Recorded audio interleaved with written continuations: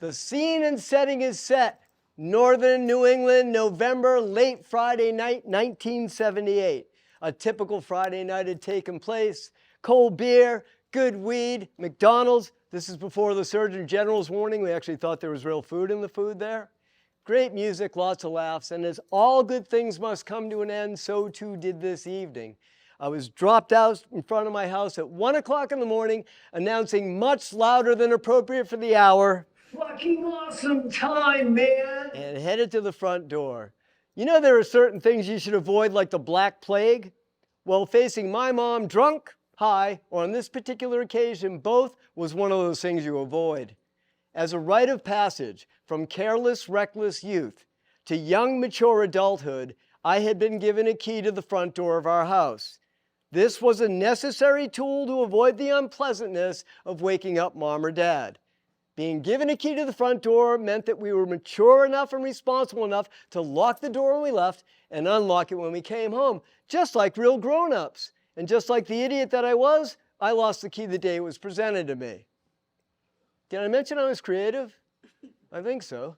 Problem: wanting to avoid both mom and the Black Plague. Solution: climb in through a window. Challenges: 1. The house is a 2-story colonial. 2. The closest window to the ground is 7 feet up. 3. I'm 5'8". 4. I have no ladder. 5. See also problem. Epiphany: while staggering around the outside of our house on this very chilly 36-degree night, I noticed in the side of our home and the foundation of our house a 24-inch wide by 18-inch high basement window. In the condition I was in, this looked like the pearly gates of heaven opening wide to receive me. So I walked over and pushed it on the window, and miraculously, not only was it unlocked, but it tipped right into the house. And then the glass tipped right on in after it and smashed on the floor, and the frame followed right behind it. Now, a rational-minded person would have simply gone to the front door, but as you should have gleaned by now, I can never be accused of having a rational mind. So I turned myself around, I put my right foot in, and then my left, and as I was a lean, mean 120-pound teen, I slid myself feet first on my stomach backwards and fit through the 24-inch by 18-inch opening. As I hung on the top of the foundation, I realized I was still 2 feet off the ground. Not a big drop, so I just let go and free fell for an exhilarating nanosecond and hit terra firma, but not before my feet hit something else that caused a loud snap, followed oddly like the sound of a drum corps with 759 snare drums rat-a-tat-tatting away. No idea what the noise was. I staggered and stumbled for the cord used to light the 60-watt bulb that blazed a path to the freezer of wonder, which housed frozen bar mitzvah goods from years gone by. As I pulled the light and the 60 watts blazed forth, I can tell you, as dim as that bulb was, the cat that pulled the cord to light it was a whole lot dimmer. Let's see, how best to describe what I saw. At Easter every year, you can watch 2 things and 2 things only: Jesus, the high school years, or the 10 Commandments with Charlton Heston. Since we were Mott, members of the tribe, we always watched Charlie and the plagues that visited the Egyptians, and let me tell you, they were nasty. Frogs, locusts, boils, telemarketers, tourists, mimes, NASCAR, McDonald's, death of firstborn, and Walmart. Yeah, these were some nasty plagues, but nothing compared to this. The Exxon Valdez and BP fiascos were mere puddles and mishaps compared to this 1978 little gem. You see, the snap I heard was apparently the result of my Simone Biles dismount. I had landed on and in turn snapped completely off the copper fuel line that had, past tense, been soldered to the base, as in the very bottom part, of my parents' 280-gallon number 2 home heating oil fuel tank. Sorry, did I mention it had just been filled for the winter that day? And as incapacitated as I was, one of those small voices in my head screamed out, "Dude, don't even think about going for your lighter, man." Oddly, smelling something like fuel and seeing a stream of black shooting at the freezer of wonder with the velocity of a fire hose, I followed the voice's advice. I walked around the side of the wall and turned on a second 60-watt bulb, and when I did, everything came to light. Our basement had a large center open area, and the perimeter was walled off with 20 years of stuff stored here. Yes, in this veritable Smithsonian institution of niceties and novelties stood yours truly, stunned and stoned, dazed and confused in a literal sea of oil. I was at first amazed. The basement floor was already covered with about an inch of good old number 2 home heating fuel. My mind beating my mind before panicking and racing, processed the scene as only my mind could have or would have. Yep, the Beverly Hillbillies theme song. Well, the first thing you know, Jed's a millionaire. Ken folks said, Jed, move away from there. When I got to that part in the song, my mind came back to the very strong smell of oil, and the drumming noise was still drumming.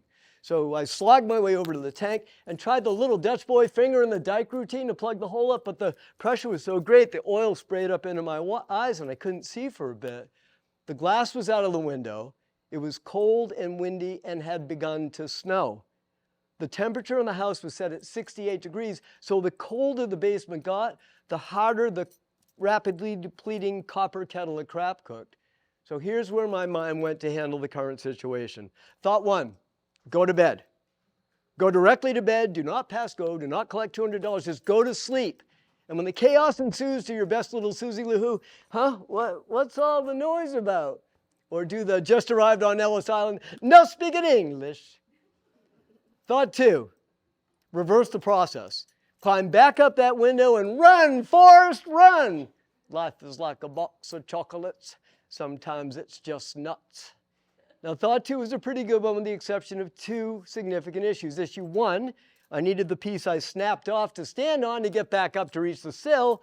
And issue 2, the opening now had more shard glass than a maximum security prison has razor wire. And then, and only then, 2.5 inches oil into the evening, did thought number 3 appear. Thought 3, at 1:34 a.m., wake up your father and tell him. It was at this point, 2.5 inches deep, with oil-soaked jeans, that I bolted up the basement stairs, opened the door, and went up the first flight of freshly carpeted stairs in my oil-soaked sneakers, rounded the second flight of newly carpeted stairs, all the way down the plush and freshly laid carpeted hallway to the door of my parents' bedroom. I burst the door open and said, Dad, there's oil all over the basement floor. There are 2 things you never want to see in this world. A, sausage being made, and 2, my dad in his underwear. Fortunately, I have never seen, nor do I ever hope to see, sausage being made. I have, however, on occasions too numerous to count, seen my dad in his tidy-whitey ensemble. My dad bolts up in bed and yells, What the hell are you, what time is it? Jesus, thank fucking Christ. We race down the hall with Mom a distant third, and when Dad gets to the top of the basement stairs, does something I've not done to this point. He turned the full basement lights on, and when he did, said something very close to, Holy fucking sh... All you could see was oil, and the smell was so strong it started attracting camels. My dad was stunned, amazed, confused. He slogged his way across the oil, knelt down at the base of the tank, plugged the hole, and bellowed, Call the oil company! 6 months earlier, in $1978, my father had spent $25,000 finishing off the downstairs. Not just the basement and new pool table, but new carpeting, stairs and hall, new linoleum in the kitchen, the whole 9 yards. And crouched in his underwear, up to his ankles in oil, barefoot, with the snow blowing in, shivering, he just glared up at me. Mom was now standing next to me. The good thing about coming from Maine, beyond the fact that you get a lobster roll at McDonald's in the summer and only needing 25 letters to speak, we don't use the G at the end of stuff, sit and go and think and drink and walk and talk and doing, is the fact that oil service companies all run 24-hour emergency service, but it's usually for stuff that they screw up or things that are easy to fix, like teaching someone how to turn a thermostat dial to make it hotter or colder.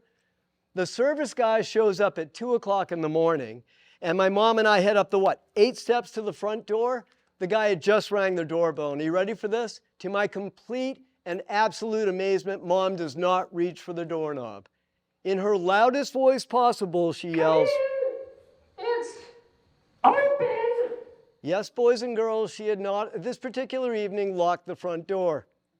Seems she'd grown tired of me and the Lost Key doorbell ringing festival I was celebrating each weekend and was leaving the door unlocked. The poor service guy comes in. He's never seen anything like this in emergency oil training repair. Absolutely not in video and definitely not in person. He had carried in a coffee can filled with oil absorb.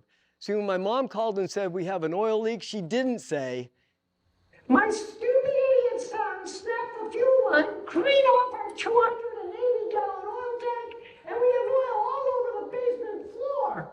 These guys are used to a dripping line, not a snapped off completely line.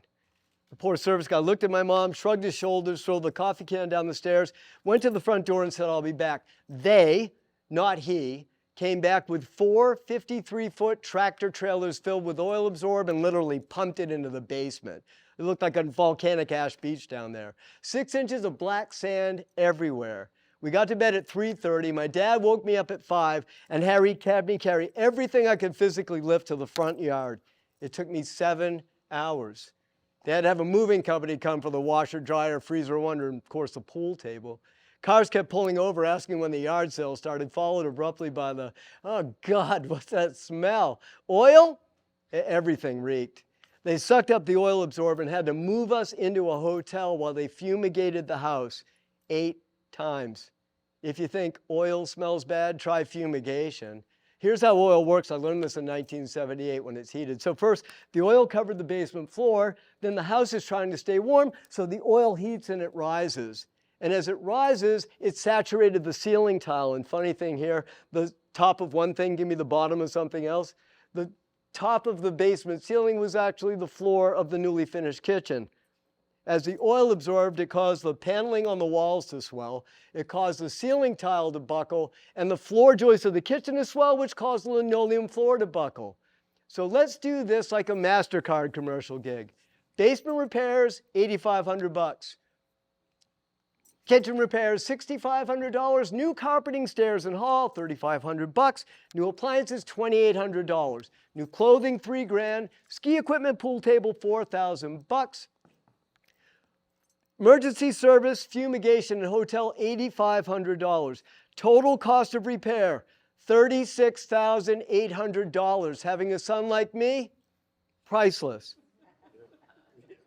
I mean, the house smelled like oil and fumigation for months afterwards. I'm serious. We'd have dinner, we'd have guests over. My mom would make a salad, and invariably one of the guests would say, "Could you pass the oil and vinegar which would cause my father to erupt with?"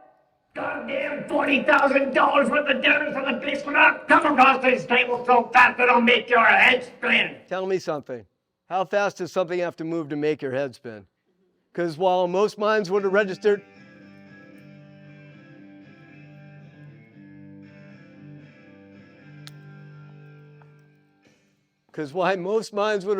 pure and unadulterated fear, my mind being mine thought, shit, if he could just move fast and make my head spin, what am I spending money on weed and alcohol for? Just invite our friends over on a Friday night, grab seats on the couch and say, "Okay, Dad, make our head spin." Thus ended my high school career. I only applied to 3 colleges. The University of Vermont, because I like to ski. The University of New Hampshire, because I like to ski. And the University of Maine at Orono, because I like to party. The first 2 schools said no thanks, and the University of Maine said only if you pay upfront in cash. So off I went. I had the usual hectic freshman business major schedule. 8 a.m., Intro to Economics. 9 a.m., Current World Problems. 10 a.m., Freshman English. 11 a.m., Intro to Public Speaking. 1 p.m., Accounting 101. Unfortunately, this in no manner whatsoever matched my schedule, which went like this. 8 a.m., sleep. 9 a.m., sleep 2. 10 a.m., Intro to Sleep continued. 11 a.m., sleep 101. 1 p.m., lunch. I finished my first semester freshman year by supporting the local fraternities in Anheuser-Busch to the best of my ability. I was really dreading the day the grades came. When you know it's going to be bad, but you don't know exactly how bad, you kind of forget what you didn't do all semester, but if you were on break the whole semester and come home on break and keep doing the same stuff you did while you were at college, you kind of get hit with that wave of impending doom when the grade ship comes sailing into port. And let me tell you all, a storm was a-brewing. Surf was up big time. The grades came to grust to my dad, and my older brother brings him up to the infamous parents' bedroom. My dad's on the bed watching TV, and my mom's cleaning around the room. Since it had been a while since my father had gone over the whole college grade number system thing, my brother sat next to him on the bed and was really very patient and very kind with him. He opened up his report card first and said, okay, see here at the bottom, it tells you what each number equates to for a letter grade. See, here are my grades from Syracuse and my accumulated GPA, or ACUM. So let's see, my brother said. 1.0 is the lowest, and 4.0 is the highest. And before he can finish the words, my dad yells, Wow! Hey, you got all fours.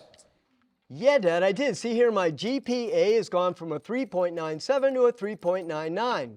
Yeah, hey, what's this beta, gamma, alpha thing? Oh, that's an academic excellence program that business schools have that you have to maintain a GPA of 3.5 or higher to be inducted into. Wow. Clearly very proud of what his firstborn son had achieved, after the lovely cooing glow fest subsided, they, Dad, Mom, and my older brother, the moderator, host, and master of ceremonies for the Death of Dinky festivities, moved on to my report card. Rip! The document is separated, open, and then paused. Then Dad yelps, White! What the hell is white? My brother put a very gentle hand on my dad's shoulder and said, well, remember, there's a key down here at the bottom, so let's take a look. Okay, let's see. W. W stand for withdrew. Withdrew? What does that even mean? Withdrew? Well, it means he dropped the class. Remember, kids, I'm sitting right here in the same room. So he'll need to take this course again if he wants to get credit with it for it. Okay, my brother continued, I. I denotes incomplete. Like he's not done yet? Somehow dumbfounded by the fact that the semester had ended and for reasons unbeknownst to him, this class had not. But the semester is over. Jesus H. Christ, what the hell's that mean? Getting a bit more agitated if that were even possible. Well, said my brother calmly and patiently, it means he probably has a paper due or a test he has to take before they can post his grade. Now, a little behind the scenes music footnote here. It was a paper and not a test that I purposely had not submitted to avoid getting the failing grade I knew was coming once they did receive the dreaded, dismal document. A little onomatopoeia there for those of you giving up on me already. During the first time in this process, Dad turns to me and hits me with, Turn in your goddamn homework. Jesus H. Christ, good money thrown away, books, tuition, things I even opened, god damn it. Calm down, Dad, my brother said. Let's keep going. He'd never experienced a creative grading system so up close before, and much like solving a word puzzle, was really enjoying the process. See, life is much less exciting when you only get relegated to A's your entire academic career. So, we get through the W and the I and hit the only bright spot in what proved to be an otherwise total waste of ink and paper for the University of Maine at Orono, the P. Let's see, said my brother, continuing his guided tour of the total carnage that represented many sleepless nights of not sleeping. P means he passed a course that he took pass-fail. My brother went on to explain that once a semester for an elective, anytime up to midterm, you can choose to get a P for passing or an F for failing, and if you pass it, neither helped nor hindered your GPA. So he passed the class. Yes, my brother replied. He did? What class? Public speaking, my brother responded. So let me get this straight. I paid money on room and board, tuition, meals, book fee doesn't open, to verify with the letter P that he is capable of speaking publicly. Jesus H. Christ. Okay, Dad, let's keep going. My brother looked down, paused, then very coolly and without fanfare or apologies simply stated, Dad, you know these last two. An E means he failed the class, and a D is a D. So what's his gap thing? His GPA is a 1.0, Dad. He's on academic probation according to this note. So what does that mean? And funny, just like the cartoon characters that get red and their neck turns red when they get angry, and then their face, and then their ears turn red and steam shoots out of their ears and their little bowler hats lifts off their heads, my dad's neck first, then face, then ears all turned red. No steam, but let me tell you, that room suddenly got much smaller and much, much hotter. What does that mean? Almost frothing at this point. Now my mom, for the first time during the entire process, who knew exactly how much gasoline to throw on an already raging inferno, says, "It means you're wasting money on someone who doesn't care about his education. Pull him out of there and make him get a job so he sees just how good he has it." well, that slapped me around. But before I could begin my remorseful one more chance plea, my brother said they're giving him till next semester to get his GPA up or he won't be allowed back in the fall. Translation? The university had already cashed my dad's check for the spring semester. My dad put together a string of warnings blended with expletives that delivered the message loud and clear, and the first annual meeting of the Dismal Grade Society was adjourned without incident, except for the grounding over Christmas break and being banished to the warehouse to unload tractor-trailer loads of vinyl siding the entire Christmas vacation. At the height of my collegiate cannabis consumption, my father allowed me to participate on the company customer incentive trip to Jamaica